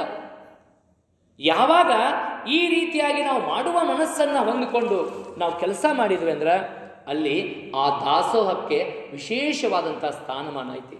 ನಾವು ಕೊಡುವಂಥ ದಾಸೋಹದಲ್ಲಿ ಪ್ರೀತಿ ಐತಿ, ಅಂತಃಕರಣ ಐತಿ, ಸಮಾನತೆ ಐತಿ. ನೋಡ್ರಿ, 3 ದಿನದಿಂದ ನಾವೆಲ್ಲರೂ ಒಂದೇ ಕುಟುಂಬದಂಗೆ ಒಂದೇ ರೀತಿಯಾದಂಥ ಆಹಾರವನ್ನು ಸೇವನೆ ಮಾಡಿದ್ವಿ. ನೋಡ್ರಿ, ಮನ್ಯಾಗ ಊಟ ಮಾಡಿದ್ರೆ ಅದಕ್ಕೆ ಊಟ ಅಂತೀವಿ, ಮನ್ಯಾಗ ಮಾಡಿದ್ರೆ ಏನಂತೀವಿ? ಅದಕ್ಕೆ ಊಟ ಅಂತೀವಿ. ಇದಕ್ಕೇನಂದೀವಿ ನಾವಿಲ್ಲೇ? ಪ್ರಸಾದ ಅಂದ್ವಿ. ಯಾಕೆ? ನಮ್ಮ ದೃಷ್ಟಿ ಬದಲಾಗತ್ತೆ. ಮನೆಯಿಂದ ಒಂದಷ್ಟು ದೇವರಿಗೆ ಬೆಳಗ್ಗೆ ಎದ್ದು ಉದಿನ ಕಡ್ಡಿ ದೀಪ ತಗೊಂಡು ಬತ್ತಿ ತಗೊಂಡು ದೇವ್ರಿಗೆ ಬರ್ತೀವಿ. ಹಂಗೆ ಒಂದಷ್ಟು ಸಕ್ಕರೆನೋ ಪುಟಾಣಿನೋ ಬಾಳೆಹಣ್ಣು ತೊಗೊಂಬರ್ತೀವಿ. ಮನ್ಯಾಗ ತೊಗೊಂಬರು, ಸಕ್ಕರೆ ಡಬ್ಬಿ ಎಲ್ಲ ಐತಿ, ಪುಟಾಣಿ ಇದ್ದೋಲ್ಲ ಎಲ್ಲದಾವು, ಬಾಳೆಹಣ್ಣು ಎಲ್ಲದಾವ ಅಂತೀವಿ. ಅವನು ತೊಗೊತೀವಿ, ಸಕ್ಕರೆ ಅಂತ ತೊಗೊತೀವಿ, ಪುಟಾಣಿ ಅಂತ ತೊಗೊತೀವಿ, ಬಾಳೆಹಣ್ಣು ಅಂತ ತೊಗೊತೀವಿ. ತೊಗೊಂಬಂದು ಗುಡಿಗೆ ಬರ್ತೀವಿ. ಗುಡಿಗೆ ಬಂದು ನೈವೇದ್ಯ ಮಾಡಿದ ಮೇಲೆ ಯಾರ ಸಕ್ಕರೆ ತೊಗೋರಿ, ಪುಟಾಣಿ ತೊಗೋರಿ, ಬಾಳೆಹಣ್ಣು ತೊಗೋರಿ ಅಂತೀವ? ಹೇಳ್ರಿ, ಅಂತೀವನ್ರಿ? ಏನಂತೀವಿ ನಾವು? ಅದಕ್ಕೆ ಪ್ರಸಾದ ಅಂತೀವಿ. ಯಾಕೆ? ಅಲ್ಲಿ ಭಕ್ತಿ ಹೋಯ್ತು, ಅಲ್ಲಿ ಶ್ರದ್ಧೆ ಹೋಯ್ತು, ಅಲ್ಲಿ ಸತ್ಯ ಬಂತು, ಅಲ್ಲಿ ದೇವರು ಬಂತು. ಅಲ್ಲಿ ತೀರ್ಥ ಕೊಡ್ತಾರ, ನೀರ ಕೊಡ್ತಾರ. ನೀರು ಕೊಡ್ರಿ ಅನ್ನೋದಲ್ಲಿ ಯಾರು? ಏನಂತೀವಿ ನಾವು? ತೀರ್ಥ ಅಂತೀವಿ, ತೀರ್ಥ ಅಂತೀವಿ. ಯಾಕೆ? ದೃಷ್ಟಿ ಚೇಂಜ್ ಆಗತ್ತೆ, ನಮ್ಮ ಭಾವನೆಗಳು ಚೇಂಜ್ ಆಗ್ತಾವೆ. ಎಲ್ಲಿ? ಈ ಮಠ ಆಗಲಿ, ಗುಡಿ ಆಗಲಿ, ದೇವರಾಗಲಿ ಯಾಕದಾವಂದ್ರೆ ಈ ಪ್ರಾಪಂಚಿಕ ಈ ಜೀವನದಲ್ಲಿ ನಮ್ಮ ಮನಸ್ಸು ವಿಕಾರ ಆಗಿಬಿಟ್ಟಿರ್ತೈತಿ. ಒಂದಷ್ಟು ಕಾಲ ಶಾಂತವಾಗಿ ಸಮಾಧಾನದಿಂದ ನಮ್ಮ ಮನಸ್ಸಿನಲ್ಲಿ ನಮಗರಿವಿಲ್ಲದೆ ನಮ್ಮ ಭಾವನೆಗಳು ಬದಲಾಗ್ತಾವೆ. ನೋಡಿ, ನಮಗರಿವಿಲ್ಲದೆ ಭಾವನೆಗಳು ಬದಲಾಗ್ತಾವೆ. ಅಲ್ಲಿರುವಂಥ ಕುಂಕುಮವನ್ನು ತಗೊಂಡು, ಆ ವಿಭೂತಿಯನ್ನು ತಗೊಂಡು ಎಷ್ಟು ಶ್ರದ್ಧೆಯಿಂದ ಅದನ್ನೆಲ್ಲ ನಮ್ಮ ಹಣೆಗೆ ಧರಿಸಿಕೊಂಡು ನಾವು ಭಗವಂತನನ್ನು ಕಾಣ್ತೀವಲ್ಲ, ಇದು ಏನು ತೋರಿಸ್ಕೊಡ್ತೈತಪ್ಪ ಅಂದ್ರೆ ನಮ್ಮ ಶ್ರದ್ಧೆಯನ್ನು, ನಮ್ಮಲ್ಲಿರುವಂಥ ಭಕ್ತಿಯನ್ನು, ನಮ್ಮಲ್ಲಿರುವಂಥ ಪ್ರೀತಿಯನ್ನು, ನಮ್ಮಲ್ಲಿರುವಂಥ ಅಂತಃಕರಣವನ್ನು ಜಾಗೃತ ಮಾಡುತ್ತೆ. ಅಂತ ಜಾಗೃತ ಮಾಡೋದು ಅಂಥದ್ದೇ ವ್ಯವಸ್ಥೆ. ಜಾತ್ರೆಗಳು, ಉತ್ಸವಗಳು, ಇವು ಬೇರೆ ಏನೂ ಅಲ್ಲ, ಮನಸ್ಸನ್ನು ಜಾಗೃತ ಮಾಡುವಂಥದ್ದು. ಮನಸ್ಸಿನಲ್ಲಿ ಒಂದಷ್ಟು ಶ್ರದ್ಧೆಯನ್ನು, ಪ್ರಾಮಾಣಿಕತೆಯನ್ನು, ಸತ್ಯನಿಷ್ಠತೆಯನ್ನು ನಮಗೆ ತೋರಿಸಿಕೊಡುವಂಥದ್ದು ಯಾವುದು ಮಾಡ್ತಾವಪ್ಪ ಅಂತಂದರೆ ಈ ದಾಸೋಹ ಮಾಡ್ತವೆ. ನಾವು ದಾಸೋಹ ಮಾಡುವಾಗ ಎಲ್ಲರೂ ಒಂದೇ ಮನೆಯ ಕುಟುಂಬದಂಗೆ ಒಂದೇ ಒಲೆ ಅಲ್ವಾ? ಒಂದೇ ಒಲೆಯಲ್ಲಿ ತಯಾರಾದಂಥ ಆಹಾರವನ್ನು ನಾವೆಲ್ಲ ಊಟ ಮಾಡಿದ್ವಿ. ಅದಕ್ಕೆ ಆಹಾರ ಅನ್ನಲಿಲ್ಲ, ನಾವು ದಾಸೋಹ ಅಂದ್ವಿ. ತಟ್ಟೆಯಲ್ಲಿ ಒಂದು ಅಗಳೂ ಉಳಿಬಾರ್ದು, ಪ್ರಸಾದ ಚೆಲ್ಲಾಡಬೇಡ್ರಿ ಅನ್ನೋದಿಲ್ಲ. ಯಾಕೆ? ಅದರಲ್ಲಿ ಅನ್ನದ ಮಹತ್ವ ಗೊತ್ತಾಗತ್ತೆ. ಒಂದು ಅನ್ನದ ಅಗುಳಿನ ಬೆಲೆ ಯಾರಿಗೆ ಗೊತ್ತಾಗತ್ತಪ್ಪ ಅಂದ್ರೆ ಹಸಿದ ಹೊಟ್ಟೆಗೆ ಮಾತ್ರ ಗೊತ್ತಾಗತ್ತ. ಹಸಿದ ಹೊಟ್ಟೆಗೆ ಮಾತ್ರ ಅನ್ನದ ಬೆಲೆ ಗೊತ್ತಾಗತ್ತ. ಈ ಹೊಟ್ಟೆ ತುಂಬಿದವರಿಗೆ ಅನ್ನದ ಬೆಲೆ ಗೊತ್ತಾಗೋದಿಲ್ಲ, ಅನ್ನದ ಬೆಲೆ ಗೊತ್ತಾಗೋದಿಲ್ಲ. ಯಾಕೆಂದರೆ ಅಂಥ ಒಂದು ಸಂಸ್ಕಾರವನ್ನು, ಅಂಥ ಒಂದು ಜಾಗೃತ ಮನಸ್ಸನ್ನು ಯಾವಾಗಲೂ ನಮಗೇನಾಗುತ್ತೆ ಅಂದರೆ ಈ ದಾಸೋಹ ನೀಡುತ್ತೆ. ಈ ದಾಸೋಹದಲ್ಲಿ ಅಹಂಕಾರ ಭಾವ ಹೋಗಿ ಮಮಕಾರ ಭಾವ ಬರಬೇಕು. ನಾನು ದಾಸೋಹ ಮಾಡಕತ್ತೀನಿ, ದಾನ ಮಾಡೀನಿ, ಅದನ್ನು ಮಾಡೀನಿ ಅಂತ ತಿಳ್ಕೊಂಡು ಅಹಂಕಾರದಿಂದ ಹೇಳೋದಲ್ಲ, ಪ್ರೀತಿಯಿಂದ ಶ್ರದ್ಧೆಯಿಂದ ನಾನು ಕೊಟ್ಟೀನಿ, ಅದು ಭಗವಂತಂದು ಅಂತ ತಿಳ್ಕೊಂಡು, ಅದು ಭೂದಾನ ಆಗಿರ್ಬೋದು, ಕನ್ಯಾದಾನ ಆಗಿರ್ಬೋದು, ಆ ವಸ್ತ್ರದಾನ ಆಗಿರ್ಬೋದು, ಧಾನ್ಯದಾನ ಆಗಿರ್ಬೋದು, ಧನಧಾನ್ಯ ಆಗಿರ್ಬೋದು. ಹೀಗೆ ದಾನದಲ್ಲಿ ಅನೇಕವಾದ, ಈಗ ನೋಡಿ ಗುರುಗಳಾದಂಥವ್ರು ವಿದ್ಯಾದಾನ ಮಾಡ್ತಾರೆ. ಅನ್ನದಾನಾತ್ ಪರಂ ದಾನಂ ಅಂತ ಹೇಳ್ತಾರೆ. ಅನ್ನದಾನ ಬಹಳ ಶ್ರೇಷ್ಠವಾದಂಥ ದಾನ. ಅನ್ನದಾನಾತ್ ಪರಂ ದಾನಂ ವಿದ್ಯಾದಾನ ಮತಃ ಪರಂ ಅಂತ ಹೇಳ್ತಾರೆ.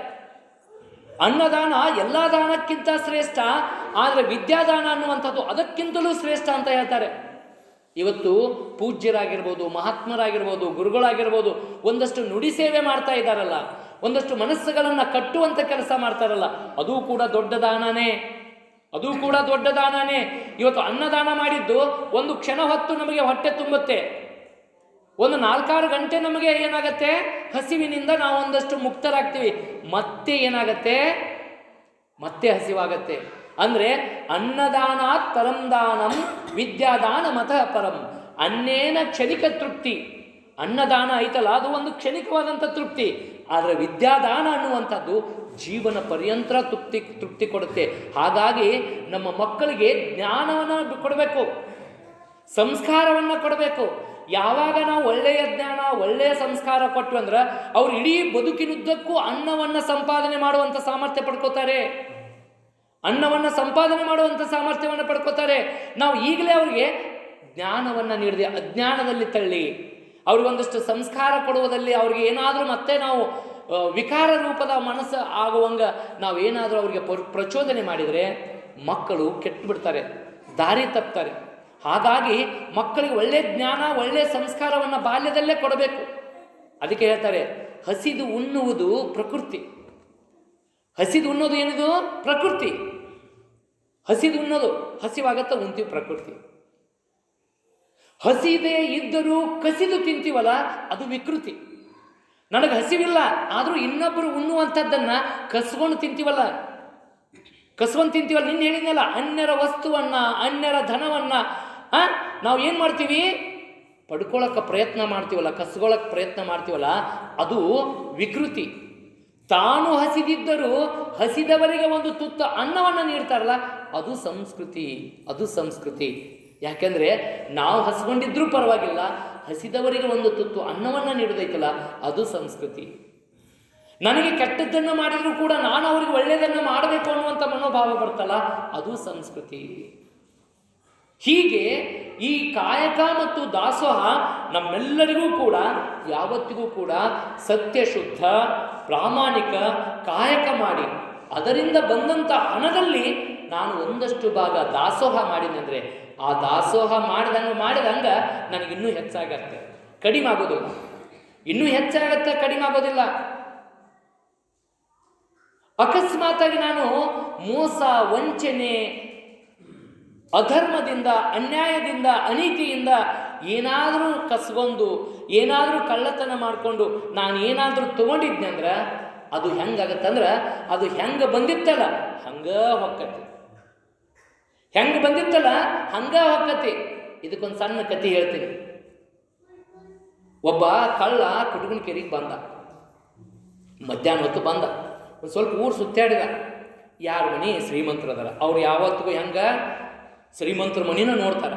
ಯಾಕಂದ್ರೆ ಬಡವ್ರ ಮನೆಯಾಗ ಏನಿರ್ತೈತೆ ಅವ್ರು ಕಳ್ತನ ಮಾಡಕ್ಕೆ. ಯಾರ ಮನೆ ಶ್ರೀಮಂತರದಾರ ಅಂತ ತಿಳ್ಕೊಂಡು ಒಂದು ರೌಂಡು ಚೆಕ್ ಮಾಡ್ತಾನೆ, ಯಾರಿಗೂ ಗೊತ್ತಾಗೋದಿಲ್ಲ ಇವ ಕಳ್ಳ ಅನ್ನೋದು.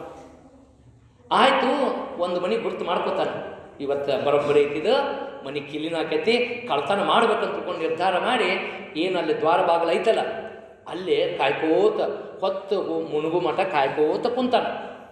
ಅಷ್ಟಂದ್ರಾಗ ಅದೇನೋ ಗೊತ್ತಿಲ್ಲ, ಹುಚ್ಚೇಶ್ವರನ ಕೃಪೆನೋ ಗೊತ್ತಿಲ್ಲ, ಹೆಂಗಿಲ್ಲೇ ನಮ್ಮ ರಾಘವಣ್ಣವರು ಮಾತಾಡುವಾಗ ಒಂದು ಕುದುರೆ ಈ ಮಠದಲ್ಲಿ ಒಳಗಡೆ ಹೋಗಿ ದರ್ಶನ ತೊಗೊಂಡ್ಬರ್ತಿತ್ತಂತದ್ರಲ್ಲ, ನಿಮ್ಗೆ ಗೊತ್ತೈತಿ, ಈ ದೇವರಿಗೆ ಬಿಟ್ಟಿರುವಂಥ ಕುದುರೆ, ಮಹಾರಾಷ್ಟ್ರ ಕಡೆ ಇರುವಂಥ ಕುದುರೆ, ಕಾತೆವಾಡ ಕುದುರೆ ಭಾಳ ಕಿಮ್ಮತ್ತಿನ ಕುದುರೆ, ಹೌದಲ್ರಿ? 4-5 ಲಕ್ಷ ಕಿಮ್ಮತ್ತಿನ ಕುದುರೆನೂ ಅದಾವ. ಅಂಥ ಒಂದು ಕುದುರೆ ಇವನು ಮುಂದೆ ಪ್ರತ್ಯಕ್ಷ ಆಗಿಬಿಡ್ತು. ನೋಡ್ತಾನೆ, ಅದ್ರ ವಾರಸೋದಾರ ಯಾರು ಇಲ್ಲ ಅನ್ನೋದು ಗೊತ್ತಾಗತ್ತೆ.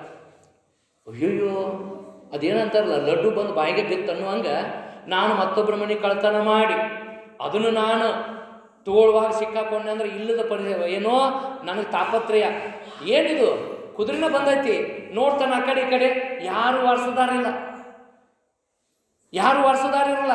ಅವತ್ತು ಸೋಮವಾರ ಬೇರೆ, ಸಂಜೆ ಮುಂದೆ ಕುದುರೆ ಬಂದೈತಿ, ಬಡ ಬಡ ನೋಡ್ತಾನ, ಯಾರು ಕುದುರೆಗೆ ವಾರಸೋದಾರ ಇಲ್ಲ ಅನ್ನೋದು ಗೊತ್ತಾಗುತ್ತೆ. ಕುದುರೆ ಹತ್ತಿದವನ ಸೀದಾ ತೊಗೊಂಡು ಎಲ್ಲಿ ಹೋಗ್ತಾನಪ್ಪ ಅಂದ್ರೆ ಕ್ಯಾರ ಸಂತಿಗೆ ಹೋಗ್ತಾನ. ಮರುದಿವ್ಸ ಮಂಗಳವಾರ ಕ್ಯಾರ ಸಂತಿಗೆ ಹೋಗ್ತಾನ. ಅಲ್ಲಿ ವ್ಯಾಪಾರಕ್ಕಾಗಿ ಕುದುರೆ ಹಿಡ್ಕೊಂಡು ನಿಂತಾಗ ಒಬ್ಬ ಗಿರಾಕಿ ಬರ್ತಾನೆ. ಮೊದಲು ಕುದುರೆ ನೋಡ್ತಾನೆ, ಅಬ್ಬಬ್ಬಬ್ಬ ಭಾರಿ ಕುದುರೆ ಇದು, ಈ ಕುದುರೆ ಕಿಮ್ಮತ್ತು 5 ಲಕ್ಷ ಕೊಟ್ಟರು ಕಡಿಮೆನ, ಈ ಕುದುರೆಗೆ ನಾನು 5 ಲಕ್ಷ ಕೊಟ್ಟರು ಕಡಿಮೆನ. ಇದನ್ನೇನಾರ ನಾ 5 ಲಕ್ಷ ಕೊಟ್ಟು ತೊಗೊಂಡು ಮತ್ತೊಂದು ಕಡೆ ಇದನ್ನು ಮಾರಾಡಿದಂದ್ರೆ ನನಗೆ ಈಸಿಯಾಗಿ 1-2-3 ಲಕ್ಷ ರೂಪಾಯಿ ಹೆಚ್ಚಿಗೆ ಬರ್ತಾವೋ, ಒಂದೋ ದಿನದಾಗ ಇಷ್ಟು ಗಳಿಸ್ತೀನಿ ಅಂತ ತಿಳ್ಕೊಂಡು ಮನಸ್ಸಿನಾಗ ಅಂದ್ಕೊಂಡು ಮನಸ್ಸಿನಾಗ ಇದನ್ನು ಹೆಂಗಾರ ಮಾಡಿ ಒಂದು 5 ಲಕ್ಷಕ್ಕೆ ತೊಗೋಬೇಕಂತ ತಿಳ್ಕೊಂಡು ಯೋಚನೆ ಮಾಡ್ತಾನೆ. ಯೋಚನೆ ಮಾಡಿ ಬರ್ತಾನೆ ಗಿರಾಕಿ, ಏನು ಆಸಾಮಿ ಕಳ್ಳತನ ಮಾಡ್ಕೊಂಡು ತೊಗೊಂಬಂದಿದ್ದು ಕುದುರೆ ಹತ್ರ ಬರ್ತಾನೆ. ಕೇಳ್ತಾನೆ, ಹೆಂಗೋ ಕುದುರೆ ಕೊಡೋದನ್ನ ಅಂತ ಕೇಳ್ತಾನೆ. ಅವ ಗಿರಾಕಿ ಬಂದು, ಈ ಕುದುರೆ ಕೊಡೋದೈತನ ಅಂತಾನೆ. ಅವಾಗ ಇವ ಅಂತಾನೆ, ಅಲ್ರಿ ಸಂತ್ಯಾ ಬಂದು ನಿಂತೀನಿ, ಕೊಡೋದೈತನ ಅಂತ ಏನು ಕೇಳಿದ್ರಿ ಏನ್ರಿ?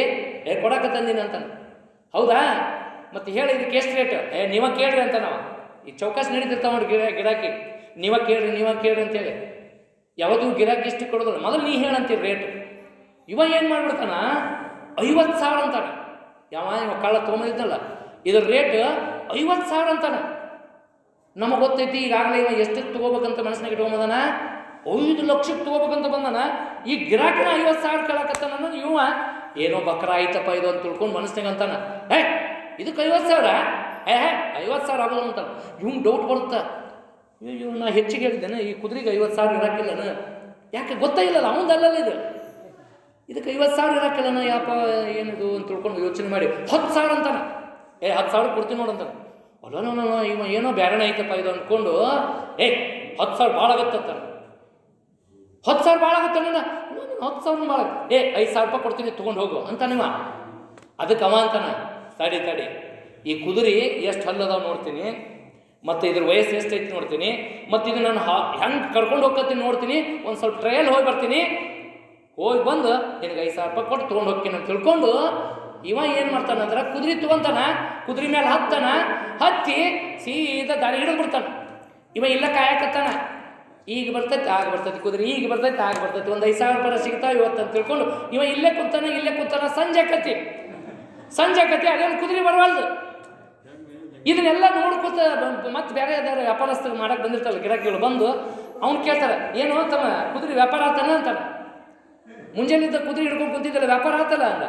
ವ್ಯಾಪಾರ ಆತ್ರಿ, ಎಷ್ಟಕ್ಕೆ ಕೊಟ್ಟಿ ಅಂತ ಕೇಳ್ತಾರೆ. ಹಿಂಗೆ ಮತ್ತೆ ಸ್ವಾಭಾವಿಕಲ್ಲ ಕೇಳೋದು, ಎಷ್ಟಕ್ಕೆ ಕೊಟ್ಟೆ ನಾನು? ಅವಾಗ ಇವ ಅಂತಾನೆ, ಹೆಂಗೆ ಬಂದಿತ್ತಲ್ಲ ಹಂಗೆ ಕೊಟ್ಟಿ ನಾನು, ಹೆಂಗೆ ಬಂದಿತ್ತಲ್ಲ ಹಂಗೆ ಕೊಟ್ಟಿನಿ.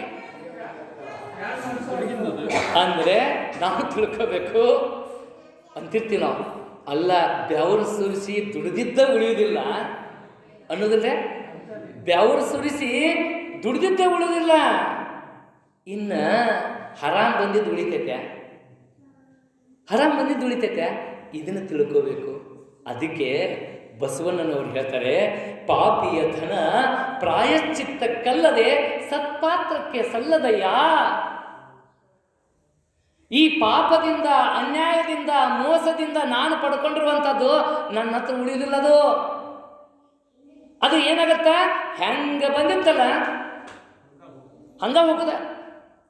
ಇದು ಜೀವನ ಸಿದ್ಧಾಂತ, ಅವ್ರಿಗೆ ಗೊತ್ತಾಗೋದಿಲ್ಲ. ಭಾಳ ಮಂದಿ ಹೆಂಗೆ ಮಾಡಿರ್ತಾರ ಅಂದ್ರೆ ಎಷ್ಟೆಷ್ಟೋ ದವಾಖಾನೆಗೆ ಹಾಕಿ ಕಳ್ಕೊಂಡಿರ್ತಾರ, ಎಷ್ಟೆಷ್ಟೋ ದಂಡ ಕಟ್ಟೆ ಕಳ್ಕೊಂಡಿರ್ತಾರ. ದಾನ ಮಾಡಕ್ಕೆ ರೊಕ್ಕಿಲ್ಲ ಅಂತಾರೆ ಅವರು. ದಾನ ಮಾಡಕ್ಕೆ ರೊಕ್ಕಿಲ್ಲ ಅಂತಾರ. ಆದ್ರೆ ಅದು ಹೆಂಗೆ ಹೋಗಿರ್ತೈತಿ ಅದು. ಸೊ ಅದಕ್ಕೆ ನಾವು ಮಾಡುವಂಥ ಏನು ದಾನ ಐತಲ್ಲ, ಆ ದಾನ ನೀವು ಕೊಟ್ಟಷ್ಟು ಏನಾಗತ್ತ, ಕೊಟ್ಟಿದ್ದು ತನಗೆ, ಬಚ್ಚಿಟ್ಟಿದ್ದು ಪರರಿಗೆ. ಕೊಟ್ಟಿದ್ದು ಕೆಟ್ಟಿತೆನಬೇಡ, ಮುಂದಕ್ಕೆ ಕಟ್ಟಿಹುದು ಬುದ್ಧಿ ಸರ್ವಜ್ಞ ಅಂತ ಸರ್ವಜ್ಞ ತ್ರಿಪದಿಯಲ್ಲಿ ಹೇಳ್ತಾನೆ. ನಾವು ಎಷ್ಟು ಕೊಡ್ತೀವಲ್ಲ ಅದು ವಾಪಸ್ ನಮಗೆ ಬರುತ್ತೆ.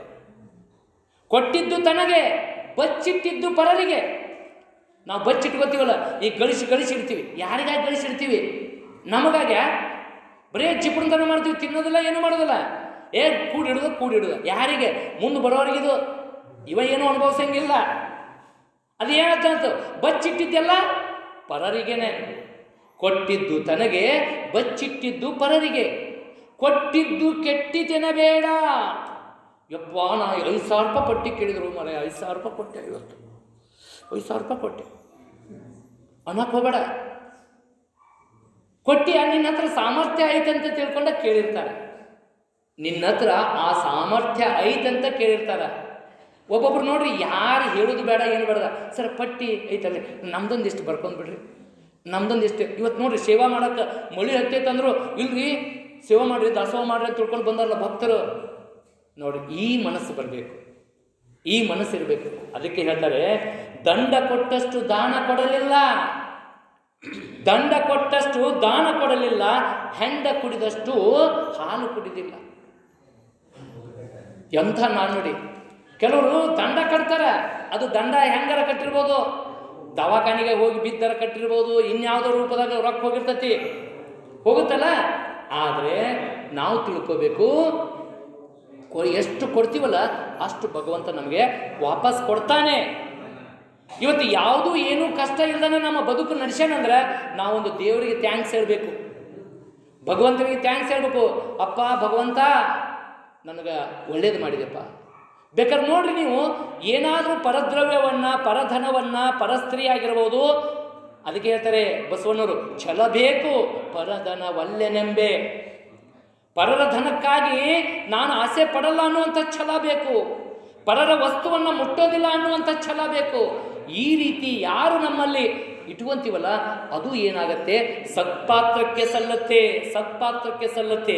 ಹಾಗಾಗಿ ಪಾಪಿಯ ಧನ ಪ್ರಾಯಶ್ಚಿತ್ತಕ್ಕಲ್ಲದೆ ಸತ್ಪಾತ್ರಕ್ಕೆ ಸಲ್ಲದಯ್ಯ. ನಾಯ ಹಾಲು ನಾಯಿಗಲ್ಲದೆ ಪಂಚಾಮೃತಕ್ಕೆ ಸಲ್ಲದಯ್ಯ. ನಮ್ಮ ಕೂಡಲ ಸಂಗನ ಶರಣರಿಗಲ್ಲದೆ ಮಾಡುವ ಅರ್ಥ ವ್ಯರ್ಥ ಕಂಡಯ್ಯ. ನಾನೇನಾದರೂ ಮನಸ್ಸಿಲ್ಲದೆ ಏನಾದರೂ ಕೆಲಸ ಮಾಡಿದ್ನೆಂದರೆ ಆ ಕೆಲಸ ಏನಾಗತ್ತೆ, ವ್ಯರ್ಥವಾಗತ್ತೆ. ಹಾಗಾಗಿ ಇವತ್ತು ಇಂತಹ ಏನು ಸಾರ್ವಜನಿಕ ಕಾರ್ಯಗಳಿರ್ತವೆ, ಜಾತ್ರೆ ಇರ್ಬೋದು, ಉತ್ಸವ ಇರ್ಬೋದು, ಇನ್ಯಾವುದೋ ಕಾರ್ಯಕ್ರಮಕ್ಕೆ ಒಂದಷ್ಟು ದಾನ ಕೊಡಿ ಅಂತ ಕೇಳಿದಾಗ ನಾವೇನು ಮಾಡಬೇಕು, ನಮ್ಮ ಶಕ್ತಿ ಎಷ್ಟದಲ್ಲ ಅಷ್ಟು ತತ್ಕ್ಷಣ ಕೊಟ್ಟು ಬಿಡಬೇಕು. ಅಂದಾಗ ಆ ದಾನ ಸತ್ಪಾತ್ರಕ್ಕೆ ಸಲ್ಲತ್ತೆ, ಸತ್ಪಾತ್ರಕ್ಕೆ ಸಲ್ಲತ್ತೆ. ಹಾಗಾಗಿ ಇವತ್ತು ಕಾಯಕ ಮತ್ತು ದಾಸೋಹ ಎರಡೂ ಕೂಡ ಒಂದೇ ನಾಣ್ಯದ ಮುಖ. ಹಾಗಾಗಿ ಕಾಯಕ ಮಾಡ್ತಾ ನಮಗೆಷ್ಟು ಸಾಧ್ಯನೋ ಅಷ್ಟು ದಾಸೋಹವನ್ನು ಮಾಡಿ. ನಾನಾಗಲೇ ಹೇಳೀನಿ, ನಿಮಗೆ ರೊಕ್ಕ ಕೊಡೋಕೆ ಇಲ್ಲಂದ್ರೂ ನೀವೊಂದಿಷ್ಟು ಬಂದಿಲ್ಲ ಸೇವೆ ಮಾಡಿದ್ರೆ ಅದು ಕೂಡ ದಾಸೋಹನೇ. ಹೋಗ್ಲಿ, ನಿಮಗೆ ಆ ಸೇವೆ ಮಾಡೋಕ್ಕೂ ನಿಮ್ಗೆ ಮನಸ್ಸಿಲ್ಲಪ್ಪ ಅಂದ್ರೆ ಒಂದಷ್ಟು ಈ ಕಾರ್ಯಕ್ರಮ ಮಾಡೋಕತ್ತಲ್ಲ ಒಳ್ಳೇದಾಗಲಿ ಅಂತ ತಿಳ್ಕೊಂಡು ನಿಮ್ಮ ಮನಸ್ಸಿನಿಂದ ಹರಿಸಿದ್ರಂದ್ರೆ ಅದು ಕೂಡ ದಾಸೋಹನೇ. ಕೇವಲ ರೊಕ್ಕ ಕೊಟ್ಟರಷ್ಟೇ ದಾಸೋಹ ಅಲ್ಲ, ನಿನ್ನ ಶಕ್ತಿ ಆಯ್ತಾ ಕೊಡು, ಇಲ್ಲದೇ ಇದ್ದರೆ ಒಂದಷ್ಟು ಬಂದು ಸೇವಾ ಮಾಡು. ಅದು ಇಲ್ಲ, ಒಂದಷ್ಟು ಮನಸ್ಸು ತಣ್ಣಗಾಗಿಟ್ಕೊಂಡು ಕೆಲಸ ಮಾಡುವಂಥವ್ರಿಗೆ ಬೆಂಬಲ ಕೊಟ್ಟು ಮಾಡ್ರಪ್ಪ, ನಾವು ಹಿಂದೆ ಅದೀವಿ ಅಂತ ತಿಳ್ಕೊಂಡು ಪ್ರೋತ್ಸಾಹ ನೀಡಿ ಒಂದು ಒಳ್ಳೆಯ ಕೆಲಸವನ್ನು ಮಾಡುವಾಗ ನಾವೆಲ್ಲರೂ ಕೂಡ ಒಂದು ಅನ್ನುವಂಥ ಮನೋಭಾವ.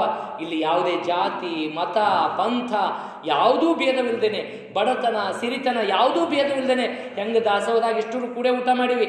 ಒಬ್ಬೊಬ್ಬರಲ್ಲಿ ಬಂಗಾರದ ತಟ್ಟೆದಾಗ ಊಟ ಮಾಡ್ಬೋದು, ಅಮೃತವಾದಂಥ ಊಟನ ಮಾಡ್ಬೋದು, ಮೃಷ್ಟಾನ್ನ ಭೋಜನ ಮಾಡ್ಬೋದು. ಆದರೆ ಇಲ್ಲಿ ಕುಂತು ಊಟ ಮಾಡ್ತೀವಲ್ಲ ಆ ಪ್ರಸಾದ, ಇಲ್ಲಿ ನಾವೆಲ್ಲರೂ ಕೂಡ ಒಂದು, ನಾವೆಲ್ಲರೂ ಕೂಡ ಮನುಷ್ಯರು, ನಾವೆಲ್ಲರೂ ಕೂಡ ಭಗವಂತನ ಆಟದಂತೆ, ಭಗವಂತನ ಇಚ್ಛೆಯಂತೆ ಕೆಲಸ ಮಾಡಕ್ಕೆ ಬಂದಿವಿ. ಈ ಮಾಡುವಂಥ ಕೆಲಸದಲ್ಲಿ ಸತ್ಯ, ನಿಷ್ಠೆ, ಪ್ರಾಮಾಣಿಕತೆ ಇರಲಿ.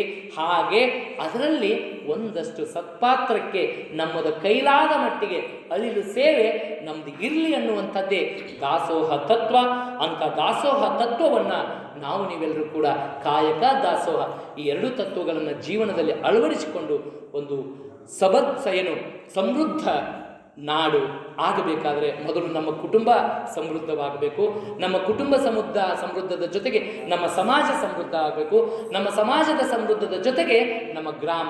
ಹೀಗೆ ಪ್ರತಿಯೊಂದರಲ್ಲಿಯೂ ಕೂಡ ಒಂದು ಪ್ರಾರಂಭದಿಂದ ಇಂಥ ಒಂದು ಒಳ್ಳೆಯ ಸಂಸ್ಕಾರ, ಒಳ್ಳೆಯ ಒಂದಷ್ಟು ವಿಚಾರಗಳು ನಮಗೆ ಬಂದು ಅಂದ್ರೆ ಎಲ್ಲದೂ ಕೂಡ ಒಳಿತಾಗತ್ತೆ ಅನ್ನುವಂಥ ವಿಚಾರವನ್ನು ಇವತ್ತಿನ 4ನೇ ದಿನದಲ್ಲಿ ನನ್ನ ಒಂದಷ್ಟು ನುಡಿಸೇವೆ, ನನ್ನ ಅಲ್ಪಮತಿಗೆ ತಿಳಿದಂಥ ನುಡಿಸೇವೆಯನ್ನು ಇವತ್ತು ಇಲ್ಲಿ ತಮ್ಮೆಲ್ಲರಿಗೂ ಮುಂದೆ ಸಾದರಪಡಿಸಿದ್ದೇನೆ. ಹಾಗಾಗಿ ಇನ್ನೂ ನಾಳೆ ಒಂದೇ ದಿನ ಪ್ರವಚನ, ನಾಡಿದ್ದು ಜಾತ್ರೆ. ಆಗಲೇ ತಮಗೆಲ್ಲ ಗೊತ್ತಿದೆ, ಒಂದು ಜಾತ್ರೆ ಉತ್ಸವ ಆಗಬೇಕಾದ್ರೆ ಎಲ್ಲರೂ ತಮ್ಮ ಶಕ್ತಿಯಾನುಸಾರ ಸಹಾಯವನ್ನು, ನಾನಾಗಲೇ ಹೇಳಿದ್ನಲ್ಲ, ತನು ಮನ ಧನವನ್ನು ಒಂದು ಕೈ ಕೊಟ್ಟಿದ್ದು ಇನ್ನೊಂದು ಕೈ ಗೊತ್ತಾಗ್ಲಾರ್ದಂಗೆ ನಿಮ್ಮ ಒಂದಷ್ಟು ಸೇವೆ, ನಿಮ್ಮ ಒಂದಷ್ಟು ಧನ ಆಗಿರ್ಬೋದು, ಧಾನ್ಯ ಆಗಿರ್ಬೋದು. ಹೇಳಕತ್ತಿದ್ರು ರೊಟ್ಟಿ ಮಾಡ್ಕೊಂಬರ್ರಿ. ಇವತ್ತು ಬರಕತ್ತಾವಲ್ರಿ ರಾಘವಣ್ಣರ ಬರಕತ್ತಾವ ಅಂದರೆ ಇಷ್ಟೇ. ಯಾಕಂದರೆ ಎಲ್ಲರೂ ಕೂಡಿ ಹಂಚಿ ತಿನ್ನುವಂಥದ್ದು. ಏನಿದು ಹಂಚಿ ತಿನ್ನುವಂಥದ್ದು. ನಮ್ಮ ಮನೆಗೆ ನಾವು ತಿಂತೀವಿ, ದಿನ ಇರತೈತೆ. ಇದೊಂದು 5-6 ದಿನ ಎಲ್ಲರೂ ಕೂಡಿ ಉಣ್ಣೋದಂದ್ರೆ ಇದೀ ಒಂದು ಕುಟುಗುಣಿಕೇರಿ ಗ್ರಾಮನೇ ಒಂದು ಕುಟುಂಬ ಅನ್ನುವಂಥ ಭಾವದಿಂದ ಎಲ್ಲರೂ ಕೂಡ ನಿಮ್ಮ ಕಾಯಕ ಮಾಡಿರಿ. ನಿಮ್ಮ ಕಾಯಕದಲ್ಲಿ ಭಗವಂತನನ್ನು ಕಾಣ್ರಿ, ಶ್ರದ್ಧೆ ಪ್ರಾಮಾಣಿಕತೆಯಿಂದ ಮಾಡಿರಿ. ಯಾರಿಗೂ ಮೋಸ ವಂಚನೆಯನ್ನು ಮಾಡಿದರೆ ಏನಾಗತ್ತೆ ಅನ್ನುವಂಥ ವಿಚಾರಗಳನ್ನು ಕೂಡ ನಮ್ಮೆಲ್ಲರಿಗೂ ಕೂಡ ಮನವರಿಕೆ ಆಗಿದ್ದಾವೆ. ಹಾಗಾಗಿ ನೀವೆಲ್ಲರೂ ಕೂಡ ಕಾಯಕ ಮತ್ತು ದಾಸೋಹವನ್ನು ನಮ್ಮ ಜೀವನದ ಅವಿಭಾಜ್ಯ ಅಂಗವಾಗಿ ಇಟ್ಟುಕೊಂಡು ಸೋಹಂ ಎಂದೆನಿಸದೆ ದಾಸೋಹಂ ಎನ್ನೋಣ.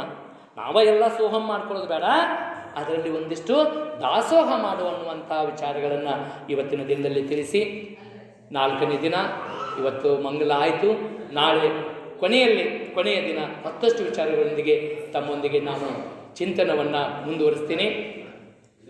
ಸರ್ವೇ ಜನಃ ಸುಖಿನೋ ಭವಂತು, ಸರ್ವೇ ಸಂತು ನಿರಾಮಯ, ಸರ್ವೇ ಭದ್ರಾಣಿ ಪಶ್ಯಂತು, ಮಾ ಕಶ್ಚಿತ್ ದುಃಖ ಭಾಗ್ ಭವೇತ್ ಎಂದು ಭಗವಂತನಲ್ಲಿ ಪ್ರಾರ್ಥಿಸಿ ಇವತ್ತಿನ ಚಿಂತನಕ್ಕೆ ವಿರಾಮ ಹೇಳ್ತಾ ಇದ್ದೀನಿ.